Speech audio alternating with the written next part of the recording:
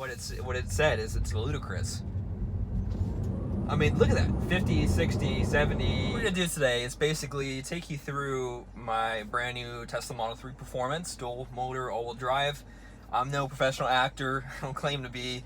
I just want to show you guys the cool features of this car, and also kind of some of my experience in the last day of driving it, and also having the experience of working on a bunch of these over the last few years. So not going to be, super boring. I want to show you kind of all the cool stuff, but this car is freaking unbelievable. I mean, it's everything Elon claimed and more. I've driven Ferraris, Lamborghinis, Porsche. I used to own a Porsche GT4 Cayman, which was a track-ready car. I had a BMW M3. I had a bunch of really high-performance sports cars and driven a lot of high-performing supercars and hypercars even, and nothing comes close to the performance and just the fun factor of this car and the usable fun.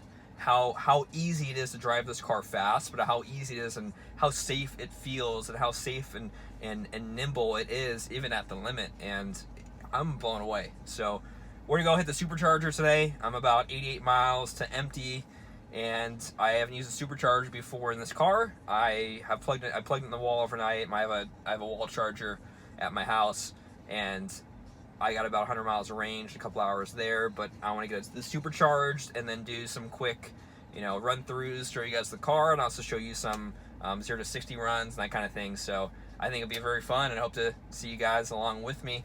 And I got some passenger seats back here. Anyone's welcome to come join me. Get the show on the road. I think my phone is almost dead, but we're to charge that and the Model 3. I hope this mount, actually, let me do a little test. Yeah, I know the mount holds. You can literally hear the body panels of the car moving. You can feel how much flex is going on in this car when you step on it. It's that fast.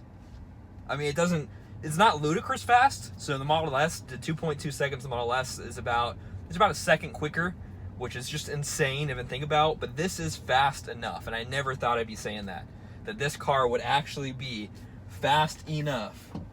You don't need anything more. Anything more is just like what it said is it's ludicrous. I mean, look at that. 50, 60, 70, 75, 80. Like nothing. Insane. Absolutely insane. It's just... I mean, I'm not the kind of person that doesn't have a lot of things to say, but after runs like that, it's really, it makes you speechless almost. And the reactions that you get driving this car are hilarious. I took my mom in this car for the first time the other day, and my 26 years of life, I've never heard my mom cuss up until she sat in the passenger seat and we did a 0 to 60 run.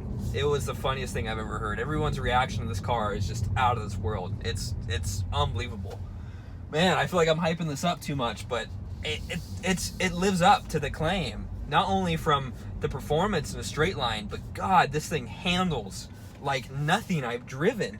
It's compliant, it's comfortable, but yet it's sporty, and yet it controls itself in corners. You can throw it in, you can feel the edge of traction.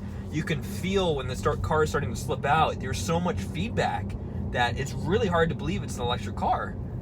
And I think part of that, it really has to do with the fact that there's no noise as well. You can really hear and feel everything that's going on with the wheels and with the tires. And like a gas-powered car, you got gears clunking, you got different things moving, you got the engine rattling. This is so solid and so secure. You can actually feel what the car and what the tires are actually doing in a turn. And I'm telling you, the same course I do in my previous cars that I've done in 60, 70 mile per hour segments, this car does an 80 to 90 mile per hour segments, and it feels completely safe to even push further. And it's unbelievable what speed can be generated with this all-wheel drive torque vectoring. You can feel it working. The traction the traction this car has. The tires, there's definitely a little under-tired. You can definitely use some bigger rubber on this, but that's about it.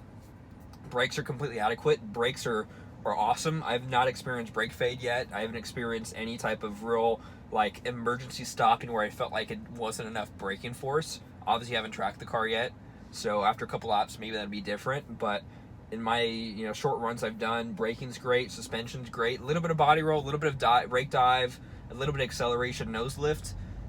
Could use a little bit firmer dampening, I would say, but that would also increase the ride harshness, so there's definitely a balance there. I think the air suspension probably will help with that.